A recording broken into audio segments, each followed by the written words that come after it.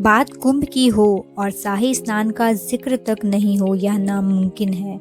शाही स्नान के बारे में तो आपने काफ़ी कुछ सुना होगा, लेकिन इस रिपोर्ट में बात करेंगे उस प्रक्रिया की जो शाही स्नान से पहले आधी रात में ही शुरू हो जाती है। बता दें कि साधु संत शाही स्नान को अमृत स्नान मानते हैं। इसके लिए वे बनाए गए तरह तरह के विधि विधान और प्रक्रिया का पालन करते हैं। सदियों से यह स्नान चला आ रहा है, जिसमें 13 अखाड़े शामिल होते हैं। यह कोई वैदिक परंपरा नहीं माना जाता है। माना जाता है कि इसकी शुरुआत 14वीं से 16वीं सदी के बीच हुई थी। तब देश पर मुगल शासकों के आक्रमण की शुरुआत हो गई थी। धर्म और परंपरा को मुगल आक्रांताओं से बचाने के लिए हिंदू शासकों ने अखाड़ों के साधुओं, खास करके नागा साधुओं से मदद ली थी। नागा साधु धीरे धीरे आक्रामक होने लगे और धर्म को राष्ट्र से ऊपर देखने लगे। ऐसे में शासकों ने नागा साधुओं के प्रतिनिधि मंडल के साथ बैठक कर राष्ट्र और धर्म के झंडे और साधुओं और शासकों से काम का बंटवारा किया। साधु खुद को खास महसूस कर सके, इसके लिए कुंभ स्नान का सबसे पहले लाभ उन्हें देने की व्यवस्था हुई। इसमें साधुओं का वैभव राजाओं जैसा होता था, जिसकी वजह से इसे शाही स्नान कहा गया।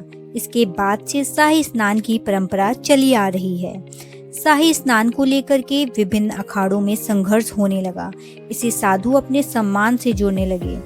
उल्लेख मिलता है कि 1310 में महानिर्वाण अखाड़े और रामानंद वैष्णव अखाड़े के बीच में खूनी संघर्ष हुआ। दोनों ओर से हथियार निकल गए और पूरी नदी ने खूनी रंग ले लिया। साल 1760 में शैव और वैष्णव अखाड़े के बीच स्नान को लेकर के ठन गई।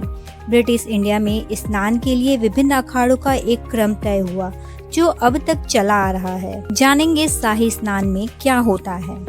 इसमें विभिन्न अखाड़ों से ताल्लुक रखने वाले साधु संत सोने चांदी की पालकियों, हाथी घोड़े पर बैठकर स्नान के लिए पहुंचते हैं।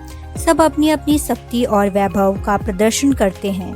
इसे राजयोग स्नान भी कहा जाता है, जिसमें साधु और उनके अनुयायी जो हैं पवित्र नदी में तय वक्त पर डुबकी लगाते हैं।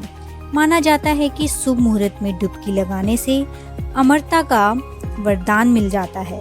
यही वजह है कि यह कुंभ मेले का अहम हिस्सा है और सुर्खियों में रहता है।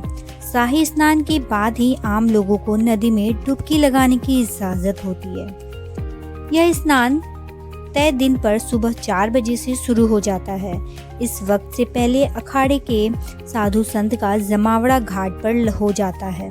वे अपने हाथों में पारंपरिक अस्त्र शस्त्र लिए होते हैं, शरीर पर भभूत होती है और वह लगातार नारे लगाते रहते हैं। मुहूर्त में साधु न्यूनतम कपड़ों में या फिर निर्वस्त्र ही डुबकी लगाते हैं। इसके बाद ही आम जनता को स्नान की इजाजत मिलती है।